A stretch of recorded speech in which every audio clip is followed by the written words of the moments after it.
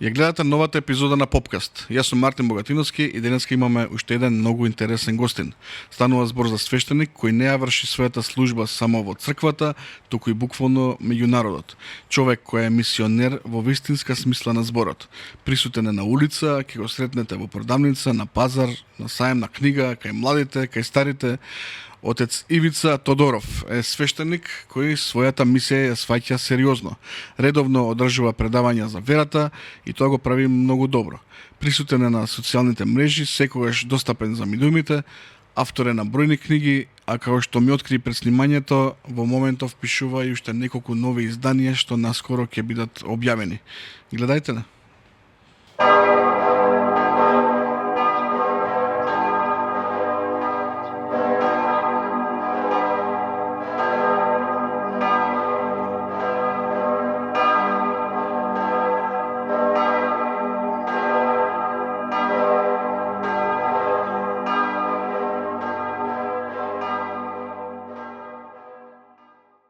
Отец Ивица, добре дојдовте во најновото издание на Попкаст. Се надевам дека со темите што денеска ќе ги отвориме, ќе го задржиме вниманието на гледачите и на верниците. Да, благодарам многу за тоа што ме поканивте и за почита. Се надевам дека ќе одговорам на тоа што вие се надевате дека треба да биде добро и од полза за луѓето. Не се ни сомневам. Него пред да почнеме со она што се договоривме и пред снимањево да зборуваме за пастирски теми, не можам да не ве прашам за она што е сега најактуелно, односно деновиве, за средбата помеѓу Вселенскиот патриарх Вартоломеј со папата Лав 14 и за тие потпишаа декларација заедничка. Што ќе кажете вие за ова? Некои медиуми го толкуваат ова како приближување кон процесот на спојување повторно на православните со католиците. Натаму оди работата?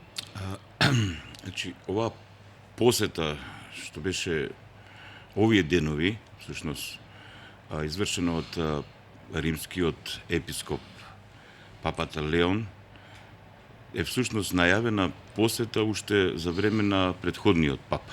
Така да почина, Бог да го прости, папата Франциск. И ова посета на римскиот епископ, римскиот папа, не само на Константинополскиот патриарх, туку и на ова останати глави на помесни цркви на исток. И цркви кои не се ни православни, се во дадениот контекст се сретни со возглавителот и на арменската црква. Тоа е една посета, тој посети Турција всушност како глава на Ватикан на еден начин не и држава. Сега за таа декларација, колку што јас имам информации, значи тоа е декларација подпишана од Константинополскиот патриарх и римскиот епископ. Значи тоа се точки, процеси, пат, всушност кон повторно воспоставување на црковно единство помеѓу источната и западната црква, односно денеска тоа е православната црква и она што денеска се нарекува Римокатоличка црква.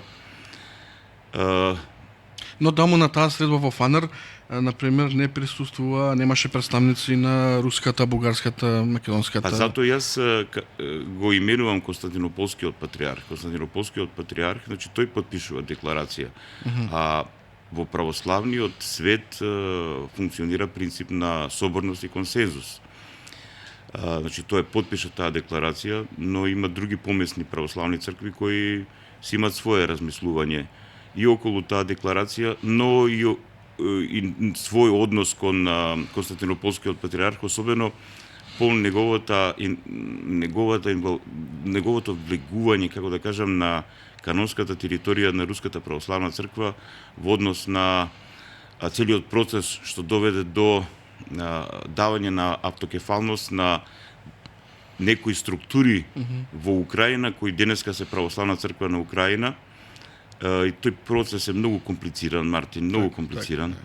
И да не навлегуваме. Тоа е веќе и геополитика, и политика, и национални интереси, колку се црковни, евангелски, вистини интереси во целиот контекст, тоа е знак прашање. Политика и празнувањето заедничко на празникот Великден, зашто и тоа беше една од точките во декларацијата. Не, ја зборам за тоа што во Украина во однос на оваа декларација, јас како христијанин, искрено кажано, следејќи ја молитвата на мојот Господ, на мојот Спасител, на мојот единствен Учител Исус Христос, кажана на тајната вечера, тоа е така наречената првосвещеничка молитва, кај што тој, како возглавител на црквата, како Месија, како Синот Божи, кој стана човек, упатува молба до Небесниот Отец, до тој што е вечно постоечкиот, да бидеме сите едно. Значи, сите ние се бориме за единство, и треба да се бориме за единство, но единство онака како што Христос благословува во силата на Светиот Дух, во духот на вистината. Токолку во духот на вистината ние го пронајдеме тоа единство, се пронајдеме во духот на вистината, тогаш зошто да не бидеме едно. Но ако повторно и повторно некои интереси од овој свет, некои аспекти од овој свет се вмешуваат против духот на вистината, тогаш нема ништо да види од тоа. Така. Добро, Децевица, јас предлагам да се префрлиме на тоа што за кое што сме тука. Ќе започнам со нешто што многу често го слушам, а тоа е дека многумина велат дека денес многу ретко гледаат свештеници на улица. Односно, можеби гледаат, но не ги препознаваат затоа што не секој свештеник носи мантија после работното време, така да го наречам. Работното време. Од друга страна, па вас ви има на секаде, може човек да ве сретне и на улица, и на пазар, и на сајм на книга, и буквално секаде, и сте секогаш, да речам, мисионерски расположен. Да разговарате со сите, и со познати, со непознати, и со стари, и со млади. Им забележувате ли на колегите, и тој несреќен термин да го наречам колеги, на другите свештеници кои што се така маце попасивни, поповлечени, што... Мартин, секој според својот дар. Значи, Господ на секој од нас му благословил дар некаков. Некој за ова, некој за она, не е битно, секој има различити дарови и секој од нас се изразува преку дарот што го има. Мене Господ ми дал таков дар, јас го почитувам тој дар што Господ ми го дарил, гледам да го умножувам во слава Негова и за добро на луѓето, и за моје спасение. А кој како прави што прави, не сум јас повикан да давам ставови и размислувања. Не, знаете зашто ве прашувам? Еве, веројатно ќе се согласите со мене дека Македонија како православна земја не смее да си дозволи луѓето да гледаат на мантијата како на сензација. Така еве, мене ми се случило лично да одам со пријатели свештеници по улица, да бидеме сензација на други луѓе, зборувам за во православни општини, да не ме се сватиме погрешно. Гледаат на човекот со мантија како на нешто чудно. Зависи кој, Мартин. Еве, јас многу години бев парохиски свештеник во црквата Свети Ѓорѓе во Чаир. Чаир е мешана општина. Јас цело време одев да ме знаат кој сум и што сум. Јас од тамо, например, имам убави впечатоци, не само од нашите православни христијани, македонци и други, туку и од припадниците на исламската вероисповед. Значи, некојаш кога знаеа да ме провоцират, јас седнував, разговарав со нив, јас добро го познавам Куранот, нивната света книга, им велам и почнуваме да разговараме и гледам дека тие не знаат во што веруваат, како и многу православни христијани всушност. Најчесто верата на овие простори балкански па и македонски е традиција, форма некаква, национална идентификација и така натаму. И кога седнеш со луѓето да разговараш подлабоко, особено со тие што размислуваат, тие потоа се, например, многу од тие се засрамуваат за својот однос и така натаму. Добро, ама не е таков впечаток да ми оставила, например, Грција. Грција е малце поразлична. Добро, Грција не го помина оној период што ние го поминавме. На комунизам, на таа идеологија.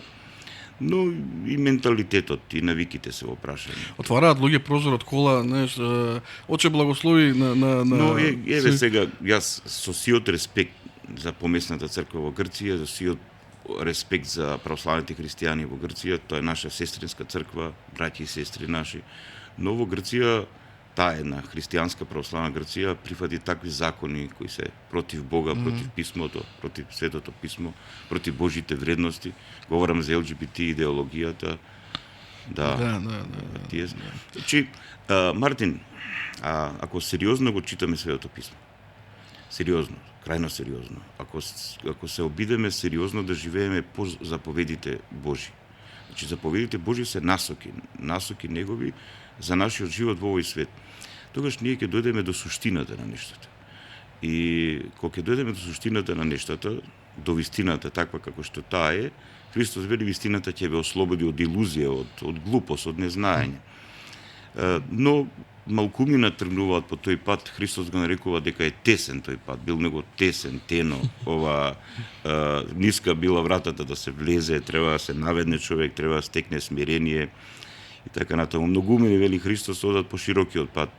Секој се избира за себе. Так. Господ ни дал слобода и слободата се изразува преку изборот. И ние не можеме да влијаеме врз изборот на другите луѓе. Да, може со својот пример, ако сме добри луѓе, да сведочиме, но секој избира да се. Вашиот избор е да мисионерите, нели, меѓу другото, кога сме веќе тука, редовно одржувате и предавања за верата. Сега има мала пауза, ама повторно ќе почнеме. Така, духовни средби, нели, као и духовни средби, имаме и ова воведен курс училиште за животот. Има заинтересираност од луѓе, гледам дека на фотографиите барем. Да, но сепак тоа не се вака, ако гледаме објективно, тоа не е голем процент на луѓе кои се заинтересирани. Во однос на процентот на православни христијани во нашата Македонија, малкумина се интересираат за суштината на христијанската порака, вера, духовност и така натаму. Во најголем процент нашите верници се традиционални, формални, и јас со болка ова го кажувам, нашата помесна Македонска православна црква Охридска архиепископија во последно време многу инсистира на тоа да се чита Светото писмо, се дели Светото писмо, има курсеви да луѓето да се запознаат на интернет, на YouTube, има многу и на македонски, има и на разбирливи јазици, се зависи кој колку познава јазици, но и на YouTube имате од православната црква буквално објаснување и на целото Свето писмо, и на суштината на христијанската православна вера. Но луѓето не сака да одвојат време за верата. Некако верата им е, духовноста им е, не е ни секундарна, Мартин, не е ни секундарна. За жал, не зборам за 2-3%, ама 97%. Така. За црквата и за сиромаштијава, да зборнеме. Имаме ниски плати, се соочуваме со инфлации, со кредити, секој семејство е заглавено, да речам. Многу ми навелат дека барем црквата да биде со народот. Може ли црквата реално да им помогне на луѓето? Не зборам финансиски, не зборам... Оливер беше кај вас тука. Он е еден од хероите на нашата помесна црква на тој план.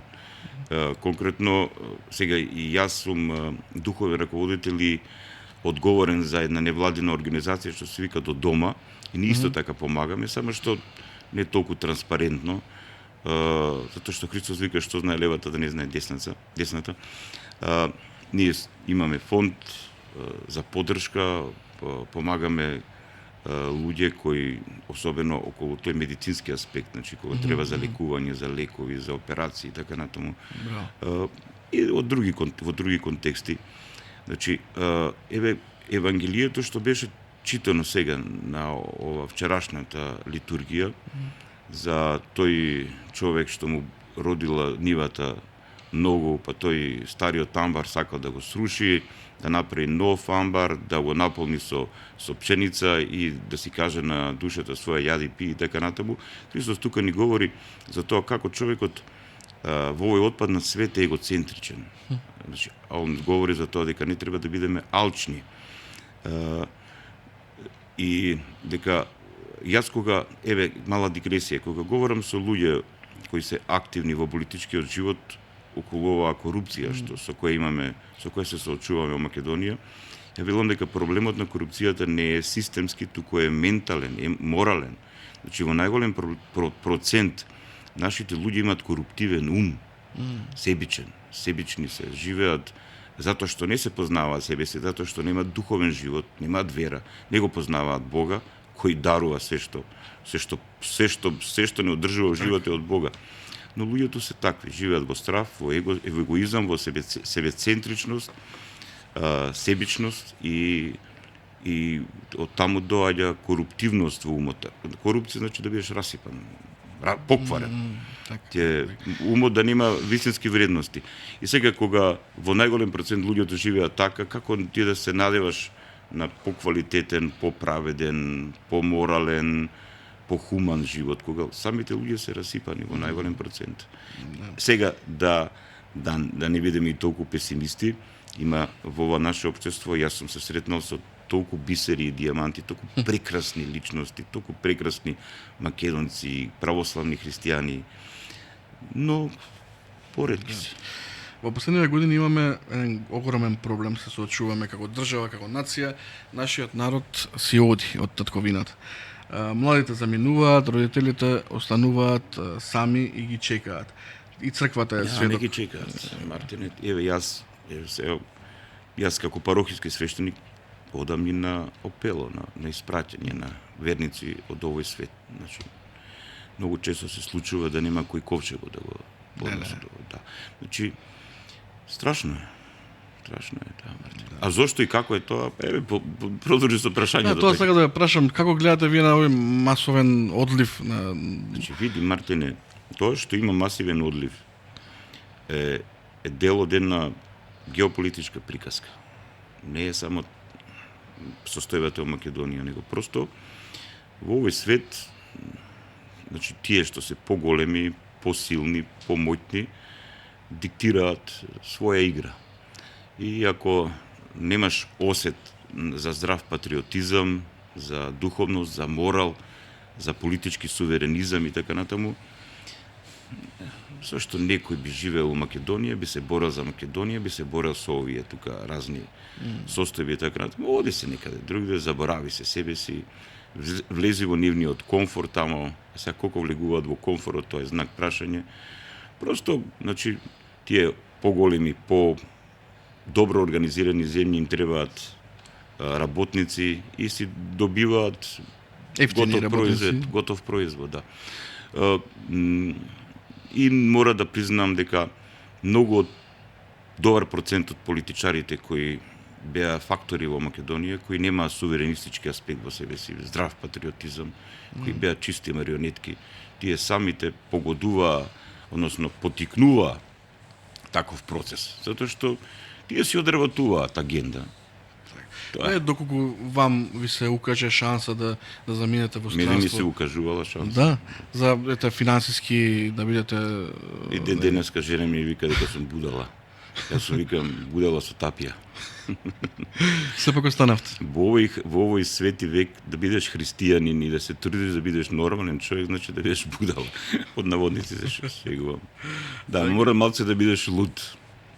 Онака, ако се ставаш на кантар и тогаш влегува тој процес, како што го говорев предмалку, на себичност, на тоа да се гледаш самиот себе си, забораваш за другите, забораваш за поширокиот контекст на своето постоење. Во огромен процент денеска луѓето се индивидуалци. Да, индивидуалци, индивидуализам, значи себичност една. Немаат осет за посериозен патриотизам, за земјата во која живеат, за црквата. Секој си го гледа својот интерес. Целиот свет е таков денеска. Да, за жал. Како ги разбирате современите врски и бракот како институција, да ја наречам? Се повеќе млади ми се чини дека бегаат од таа обврска, гледаат некако, па ние ќе живееме заедно, но нема да бидеме во брак, формално, неформално, имаат вонбрачни деца. Што мислење имате вие за таа пракса? Јас, пред да почнеме со ова снимањево, спомнав дека се занимавам со брачна медијација и ти кажав, Мартин, дека ми е тоа најтешкиот подвиг што го носам. Значи, не случајно нашиот духовен непријател, да не му го спомнувам името, удира таму кај што е најсуштинско, во бракот, во брачната заедница, во брачниот однос, во квалитетот на брачниците, во разбирањето на бракот, затоа што кога ќе се релативизира разбирањето за бракот и ќе се отрне бракот од неговото вистинско, суштинско разбирање и цел во овој свет, тогаш многу нешто се уриваат во овој свет.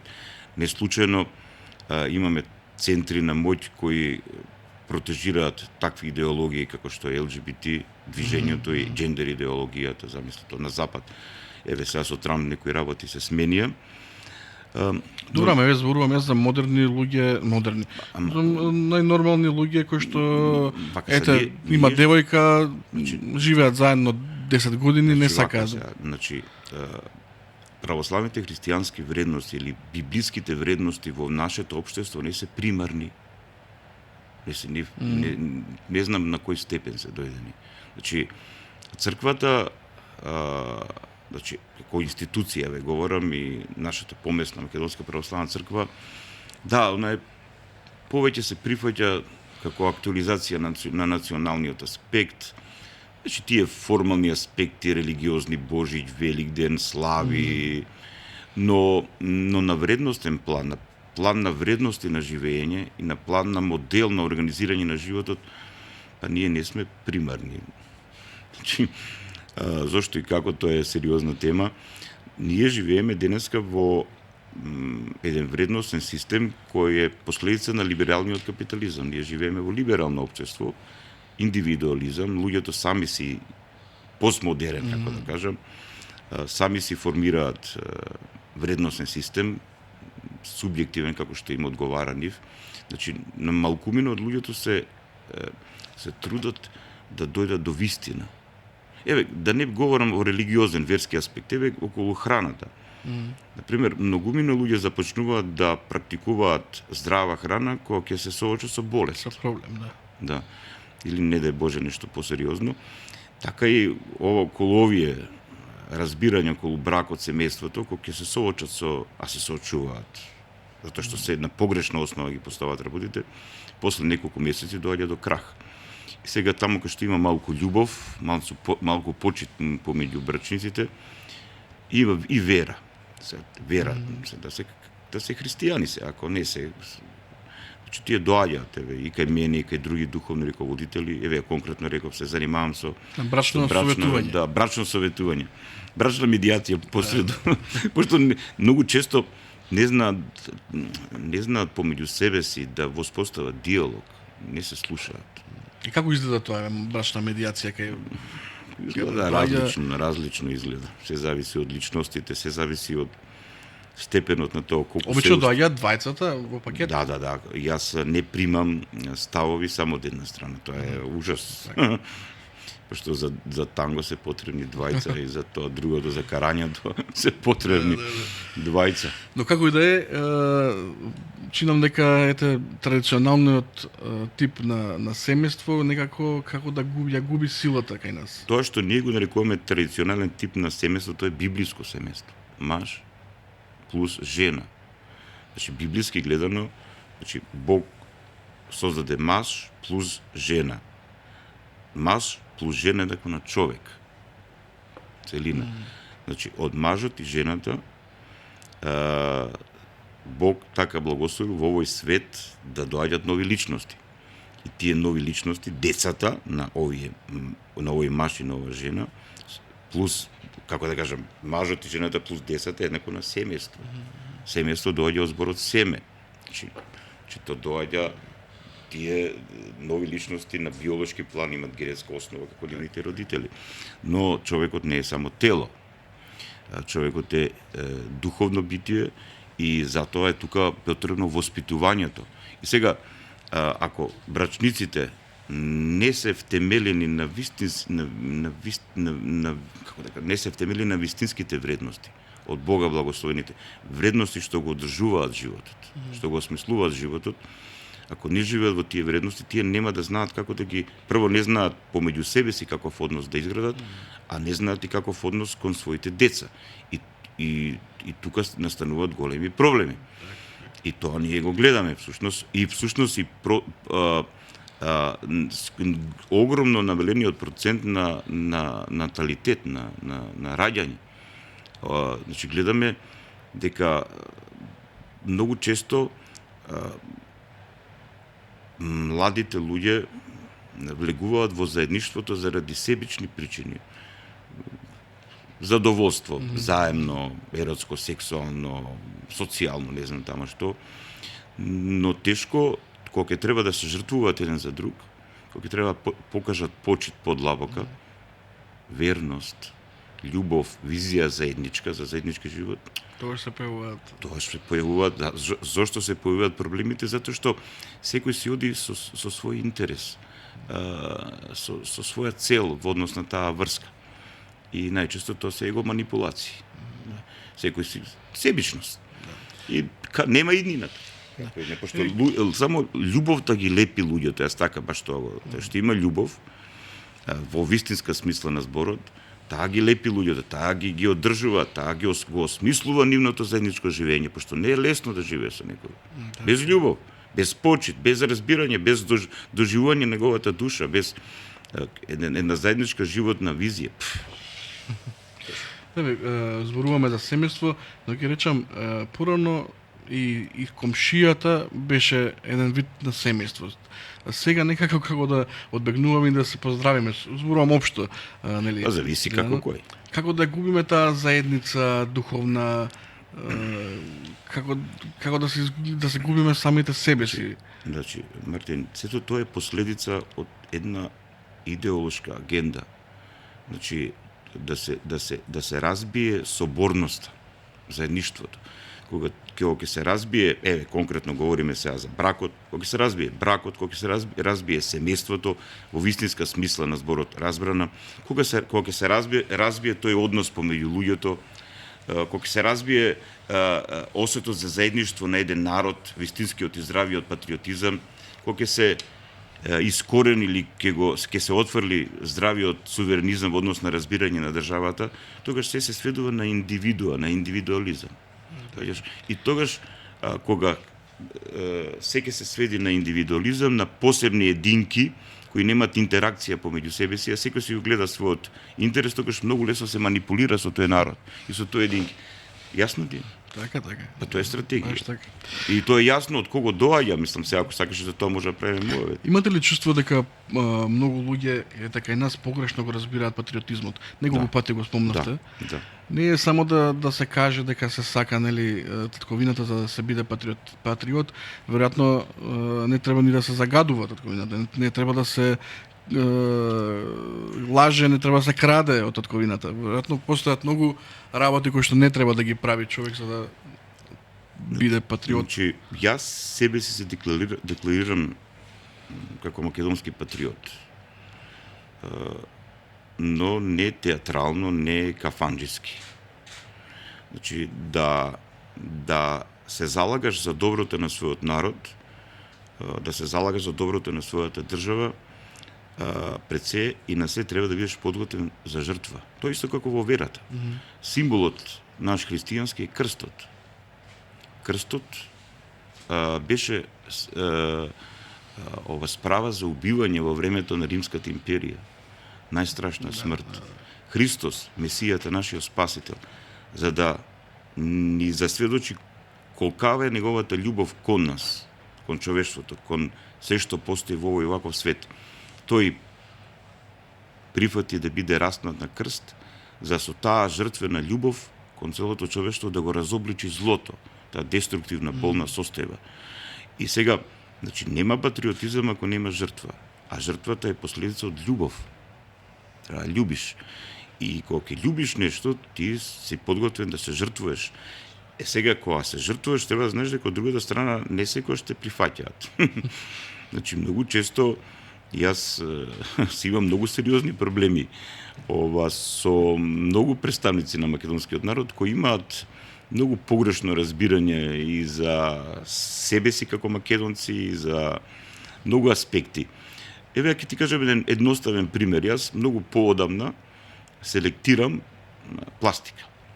дома, нели, од пластични шишиња, некој ми рече, ние не ги фрламе, јас во посебна кеса ги селектирам и ги носам тамо кај што треба. Сега моите соседи, некои од моите соседи од почеток иронично малци вика, попе што е работава сега, Дојде, се што па ти се ово, така. Велам, јас велам како човек што си сака својата држава, својата Македонија, но и целиот овој свет. Сепак целиот овој свет, целата ова наша планета е наша татковина на еден начин. Да не ја загадуваме. И сега како што треба се трудиме на тој еколошки план, да не ја загадуваме со пластика која или со било кој тип на ѓубре. Така треба да се трудиме да не ја загадуваме на морален план, на духовен план, на политички, на општествен. Така, да. Загадувањето од кај доаѓа? Од злото, од гревот, од себичноста, од таа желба само да имаш за себе си, без да имаш осет за другите. Не може некој да се декларира како патриот, а да биде коруптивен. Може некој да биде патриот, а да го манипулира својот народ. За жал кај нас се може. Не само кај нас, цел свет е за тоа, за жал. Но затоа Господ ни дал ум да размислуваме. И особено денеска е многу лесно, кој сака се разбира, многу брзо се доаѓа до вистинска информација, така да повторно ќе цитирам што вели нашиот Спасител, и вистината ќе ве ослободи. Не само духовната, верската вистина, него било која друга вистина. Да не бидеме во заблуда. Самиот збор заблуда на старословенски блудите, значи да се расипуваш, да се трошиш. Непотребно. Кога живееш во заблуда, ти живееш во самозалажување. Или некој и си прифатил туѓа лага. Животот ти поминува онака, во лага. И треба внимава човек. Би сега да зборнеме и за наследствата што распаѓаат буквално цели фамилии. Тоа има еден проблем кој што се соочуваме како народ веројатно од многу одамна. Не знам дали е така и во другите балкански земји, веројатно е, но тука е очигледно голем проблем со кавгите кои што настануваат кога ќе дојде ред да се дели имотот. Од православен аспект, вие сте свештеник, како гледате вие на тоа кога брат со брат се кара, се тепа, па и се убива дури? Ова е едно многу болно прашање, но ќе ти објаснам од мое искуство. Јас како парохиски свештеник, како духовник, сум влегол во не знам колку домови. И сепак како духовник, како човек што се труди да живее духовен живот, го чувствувам оно што ние го нарекуваме благодат или благослов или Божјо присуство. Значи, имаш домови, имаш семејства кај што има Божјо присуство. Спокојство. Има благослов. И гледаш, здрави се луѓето, и ментално, и телесно. Има убава атмосфера во домот. Напредок има. Разбираш? Влегуваш во некој дом, се суши се. Нема сувае, нема, Бог не е присетен. Тие го избркале Бога од својот живот. Значи, Бог е извор на животот. И како ти да бидеш жив, ако си се исклучил од изворот на животот? Како да свети си лицето ако ти си изгасен? Дури да е естетски, не знам колку искапо да е... Тоа нема врската форма, тоа е се форма, тоа е се суета. Сепак е празно. И тоа гледаш, и тоа, например, сега да не одам и од библиски аспект, зошто тоа и се случува на тој генетски аспект. Значи, се што се случува на духовен план, преминува на телесен, и од телесен на генетски план. Значи, доколку неколку генерации отстапуваат од Божјиот благослов, од Божјото водство, од Божјата добрина, од Божјата љубов, од животот што Бог го дарува, се суши коренот, односно се суши таа ветка. И во некои моменти и така што викаш и караници, и така неспокој, и така натаму, и така.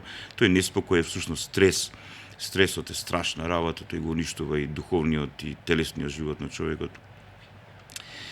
Треба човек да се откаже некогаш, вие што би посоветувале?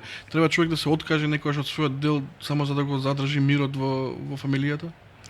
Види, ако се живее духовен живот, ако живееме по заповедите Божии, ако нашиот внатрешен живот, нашиот вредносен систем го го формираме според Божите заповеди, тогаш во нас се формира она што луѓето го нарекуваат мудрост и емпатија, сочувство, разбирање. Значи, тој човек што не е мудар, што нема емпатија, што нема разбирање, што да очекуваш од него? А тој човек што има мудрост, што има сочувство, што има разбирање. Јас многу често го цитирам патриархот Павле, блажено упокоениот, кој вели: ако сме луѓе, лесно ќе биде, ама ако не сме луѓе, што да правиме? Тоа е тоа. Ако сме луѓе, видиш, сигурно во својот живот си го почувствувал, си го осознал тоа. Со луѓе кои се луѓе, а не се само по форма луѓе, многу лесно се разбираш, а со луѓе кои се лажливци, себични, егоцентрични, социопати, како може да се разбереш? Ти едно му збориш, он друго толкува во својот перверзен ум. Трето прави. Трето прави. И на крај и обидот да направиш нешто добро за него, тој ќе го искриви, ќе го изфилтрира ни својата суета и ку знае што ќе ти пласира. Види, многу е мудро во овој свет човек, ако може, да избира со кого ќе биде во заедништво. Ако може. Кога ga нема да можеш, тогаш биди мудар. Моли го Бога да ти помогне. Така. Добро, секој од нас го носи својот крст. Некој се бори со болести, некој со други проблеми, некој со сиромаштија, некој со губење на блиски луѓе. Зошто Бог... Тоа не е крст. Тоа не е така. Да ти објаснам. Свети Теофан Затворник, еден голем светител, длабок теолог, духовник, мистик. Тој вели за три типа на нос. Ајде да поедноставам, за два типа на носење на крстот. Значи, прво, страдањата што ни доаѓаат по логиката на нападнатиот свет. Многу често тие нешта не се производ на наша волја, просто некои се и на наша волја, но тоа е, овој е отпадна свет, овој свет е не е онаков како што Бог го промислил, благословил и го создал, и оттаму целиот тој хаос. А во вистинска смисла да го носи својот крст, она што вика Христос, кој сака да биде мој ученик, не верник. Христос вели, треба да бидете мои ученици. Кој сака да биде мој ученик, нека си го земе крстот свој и нека тргне по мене. Значи, да го земеш крстот свој, тоа значи како плод на духовната разбуденост, како плод на покајанието, да разбереш што е вистинско во тебе, што е оно што е од Бога, што е од Бога промислено, и оно што е последица од отпаднатост, од гревот, од злото. И тука почнува едно внатрешно раснување. Борба. И Христос века, прифати ја таа борба, значи, прифати ја таа борба и тргни по мене. За да победиш во таа борба, треба да ја прифатиш победата, што јас сум ја направил на крстот. Значи, таа откупителна жртва и кога ќе прифатиш таа победа што Христос ја направи на крстот во силата на Светиот Дух и преку исполнување на заповедите Христови и живеејќи во црквата Христова, ние како плод на сите тие активности, на целиот тој духовен живот, на тој подвиг, се ослободуваме од злото, од последиците на злото и полека стануваме Богу слични. Односно стануваме онакви какви што Бог не промислил и за овој свет и за вечност. И таа состојба се нарекува состојба на светост. Многумина ја постигнале во црквата. Добре, ете, многумина и луѓе и верници си го поставуваат тоа прашање. Зошто Господи, зошто страдание, зошто допушти толкаво страдание, водат литургиски живот, одат редовно во црква, но ете им се случува нешто што не би го посакале на никој душман. Како ги тешите? Ти ми го отвараш прашањето на Јов. Не случајно таа книга е во Светото писмо. Значи, и сега се зависи за... Мислам, просто не може да се обобштува. Самото одење на литургија, живење, литургиски живот со причест и така натаму со духовно раководство, тоа не значи дека имаме гаранција дека ќе живееме во рајот, во овој свет. Не е тоа така. Не е така. Страдањата најчесто доаѓаат како последица на наши погрешни избори, страдањата што доаѓаат како последица од делувањето на нечистите духовни сили, но некојаш и Бог допушта. Не е тоа, не е негова волја. Допушта преку да поминеме низ некои состојби за наше духовно очистување. Значи, ако има многу тврда глава, па малце, или тврдо срце, па да поминеме низ некои состојби да ни омекне срцето и да ни се активира умот да размислува како што треба. Тоа е педагогија. Всушност, ние го користиме тој педагогос, да го водиш детето, значи, тоа значи педагогос, да го учиш. Кај Бог е тоа мистагогија. Значи, тој на еден таинствен начин те учи. И кажа пред малку Христос, тие што се негови ги доживува како своји ученици. И тој те учи. Тој те учи како учител, како единствен учител. И Христос вика, немојте да имате други учители освен мене. Тоа е вистински учител. И тој не учи, доколку сме негови ученици, како да разбереме на вистински начин каде живееме, зошто живееме, зборам за овој свет, но исто така не подготвува за вечност. Например, многумина кога ќе се соочи со тој збор вечност, си вика, чекај малце, се барем тука да преживам, па за после тоа што знам така. Но нама Христос вика дека за тоа и дошол во овој свет, имаме вечен живот. Тоа е суштината. Што мислите за пороците во модерното општество? Коцкањето за коцкањето веднаш да ти кажам. Значи, извини што те прекинувам, ќе прво. Значи, јас често ми доаѓаат родители, сопруги, кои барат помош. Значи, ова со коцкарниците и со тоа страшна работа. Поише коцкарници страшно, да не секам, но јас сум зборувал со некои чинители, фактори од политичкиот живот во Македонија. Оче, така е, ама што да правиме, наследивме ово, она, ама, секој има некакво. Јас, сега да не шириме оваа тема, но едно од најстрашните состојби на острастеност во ова наше општество се коцкарниците. Тоа е резултат на слабата држава, на духовен пат на човекот. Правевме муаве да не се повторуваме. На се комплет. Веднаш до коцкарниците ти се продавници за пари. Купи си пари. Ѓаволот се добро си смислил. Значи, тоа е таква една приказка. Значи, и сега тоа е, значи јас сум имал работа со наркомани. И едно време мислев дека тоа е најстрашната зависност. Се викам, ова. Мислите дека коцката е по-страшна?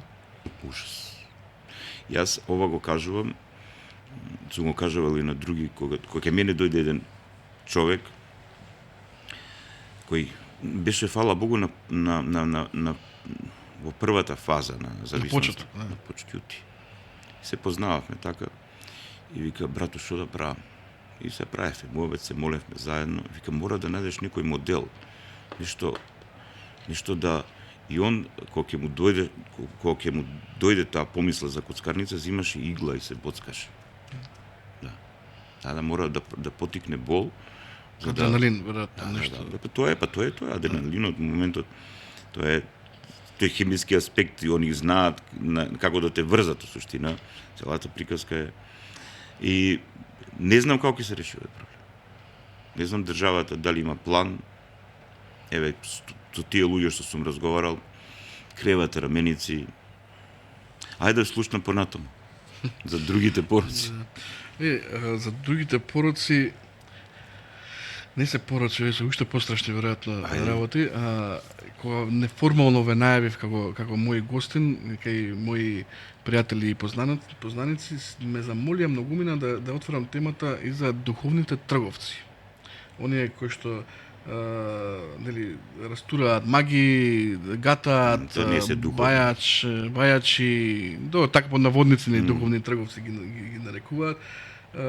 енергии, нели се занимаваат со некои такви работи, што им препорачувате вие на луѓе кои што имаат на ум да појдат таму и да побараат помош? Обично одат таму луѓе кои што се веројатно во многу лоша ситуација, во некој голем проблем западнати, па Мартине, велат дека се ќе пробаат. да. Значи, и тоа повторно е глупост. Значи, ако формираме некаква дефиниција за глупавост, најчесто глупавиот човек прави нешта без да размислува, без да истражува. Значи, афективно и инстинктивно. Пошто во најголем процент нашите луѓе, нашите современици се такви површни луѓе, кои не размислуваат, не анализираат подлабоко, сакајќи да си го решат проблемот, ќе одат инстант, веднаш, без да си го променат начинот на живење. Значи, тие живееле условно речено комфорно и нормално и во еден момент тој комфор и таа нормалност им се губи и тие одат кај разни таму. Има разни. Не доаѓаат кај вас, зошто да таму? Не, полека сега, и за тоа ќе објаснам. И не само што ќе бидат оштетени ментално, душевно, здравствено, туку и финансиски. Јас не можам да разберам, понекогаш им се чудам, велам, како можете, како не проценувате дека тој човек е манипулант. Колку само огромни пари. И сега, јас им велам, тоа што ве ограбиле на материјален план и така, што многу нив доаѓаат со сериозни ментални и душевни, психолошки нарушувања. И сега, тој проблем што го имале порано станува уште поголем. И sad ем го решаваш проблемот што го имале претходно, ем сега и ги лечиш. И сега, зошто најчесто тие луѓе од почеток не доаѓаат кај нас? Затоа што кога ќе дојдат во црква, најчесто таквите луѓе кон нас градат како однос кон бајачите. И тие сака да им кажам, јас сега направи ова, запели 3 свеќи, сврти круг околу црквата, сврти некое јагне или не знам таму што, направи таму, заврси нешто конче или плукни лево, погледни десно и така натаму и така. Блего доаѓаат во црква, доаѓаат кај нас првин исповед. Ако се православни христијани сега. Првин да видиме, велам, последиците од тоа што ви се случуваат последиците се резултат на вашиот погрешен избор, погрешен начин на живење. Не се надевај ако чиниш зло да добиеш добро, вели Свети Климент. Кога одиш на лекар, ти поставува дијагноза и ти вели, слушај, ако сакаш да продолжиш вака како што досега си живеел, ништо работа. Така и ние. Не можеш, мора го смениш начинот на животот. Ти добиваш терапија. Терапијата треба да се користи. Таму им даваат медикаменти, кај нас има духовни насоки, значи исповед, па во самата исповед, пошто тоа насоки се даваат, треба пост, треба молитва, треба читање Свето писмо, треба работа на себе, внимавање на својот ментален аспект, на својот емотивен аспект. Значи, прочистување на, како да кажам, на тие болни, озлобени состојби во личноста. И веројатно за да го одбегнат тие сето тоа, ваму им е полесно. Не е полесно. Е многу потешко. Значи, стануваат ограбени и материјално, а што ја пака парите, ќе дојдат од ваму и од онаму. Но велам здравието, што некои остануваат со сериозни ментални последици. Пошто тие луѓе потикнуваат страв во нив. Ова ти го направил тој, ти стаил под чергиче, ти стаил ова, поставил ова. И сега, помеѓу тие манипуланти, има манипуланти кои се директни манипуланти, онака лажговци, но има луѓе кои се во спрега со нечистите духови. Тие навистина потикнати од духот нечист, знаат и да ти погодат и да те многу посериозно да те заведат. И тоа станува, тоа е поопасно. Кога ќе налеташ на луѓе кои навистина имаат моќ, но не моќ од Бога.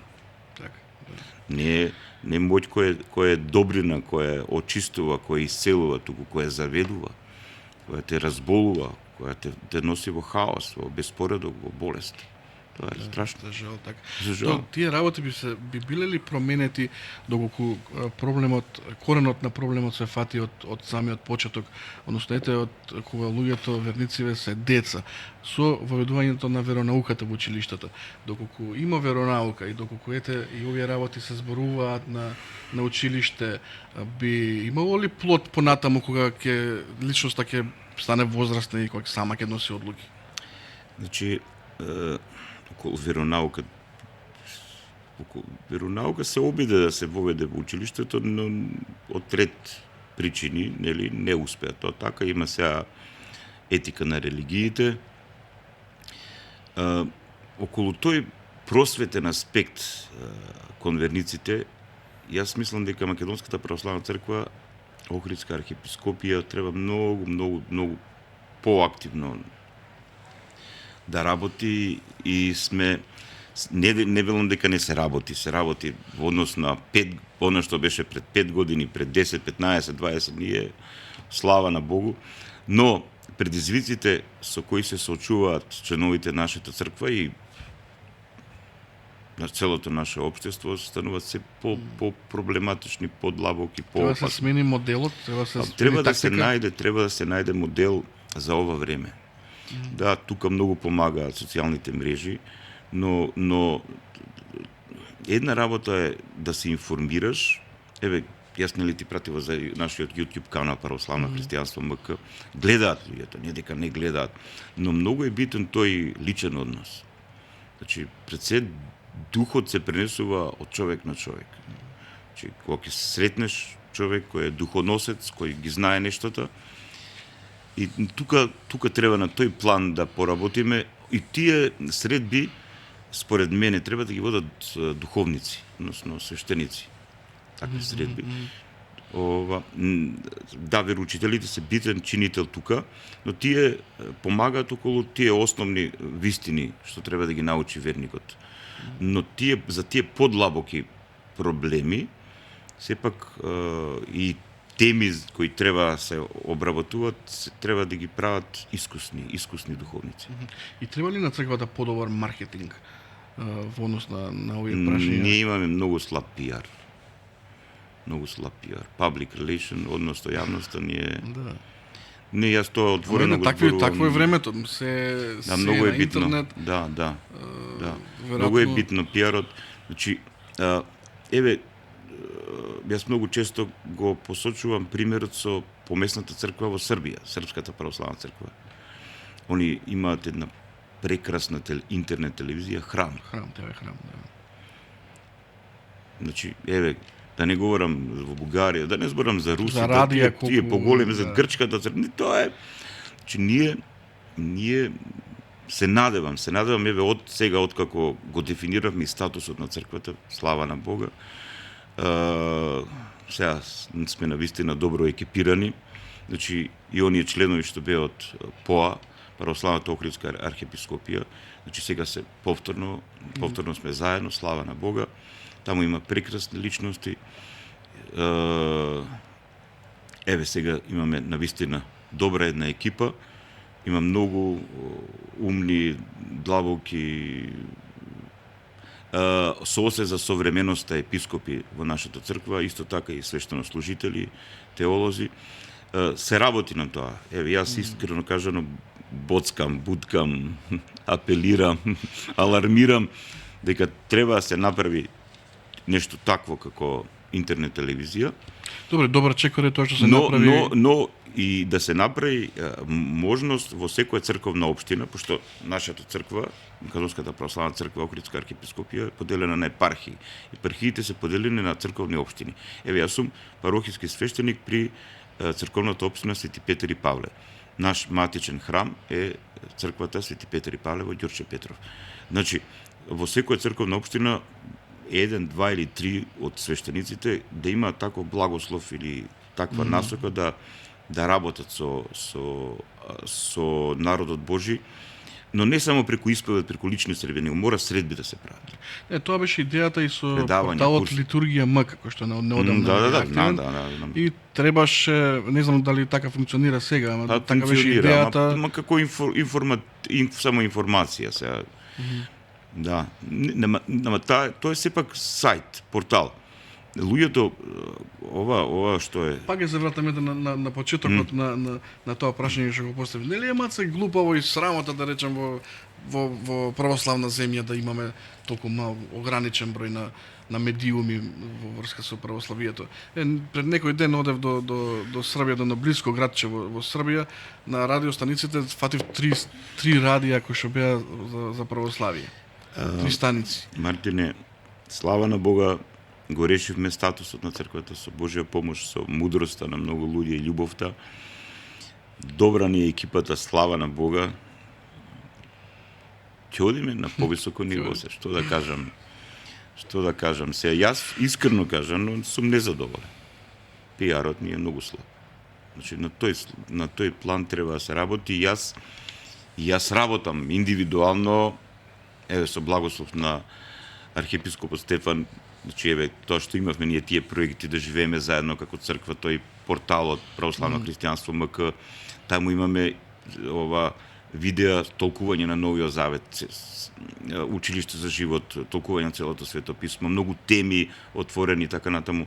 Но знаеш, што викат србите, ќе една ласта не чели пролече или две-три не, значи треба самата институција, самата наша помесна црква, возглавена од архиепископот и од синодот, да најдат И ова што го правиме сега тука, модел. Веројатно би било многу подобро дека го прави некој од црквата, отколку јас, кој што јас сум новинар, пишувач, кој никош не се занимавал со вакво нешто, и дури размислував многу пати кога го започнав овој проект, зашто знам дека не сум на тоа ниво на кое што треба да бидам како водител и како, нели?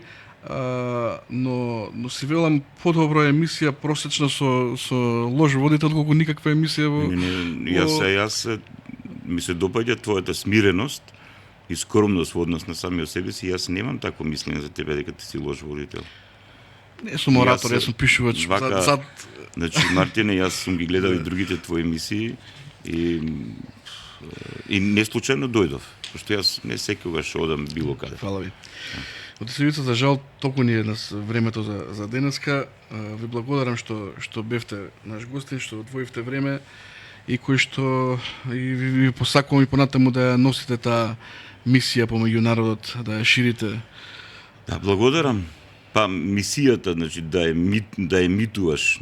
Мисијата е да се сведочи словото на Словото Божјо, односно самото Слово Божјо, Логосот Божји, единородниот Син Божји стана човек и дојде во овој од него отпаднат свет, повторно да не поврати таму од каде што отпаднавме. И суштината на сето тоа што тој го направи за нас и го кажа за нас е во Новиот Завет. Еве јас ти потарувам и тебе, едно да си имаш и на вашава екипа тука. Значи, тоа е суштината. Христос вели на својата првосвештеничка молитва за која на почетокот така ја спомнав. А животот вечен е тоа да те познаат тебе, едниот вистински Бог и испратениот од тебе Исус Христос, Исус Месијата. Значи, суштината на духовниот живот, на вистинскиот духовен живот е воспоставување на релација, на контакт, на однос со самиот себе си, а кога тоа ќе го направиме со себе си, кога духовно ќе се разбудиме, ние стануваме свесни за нашиот Творец.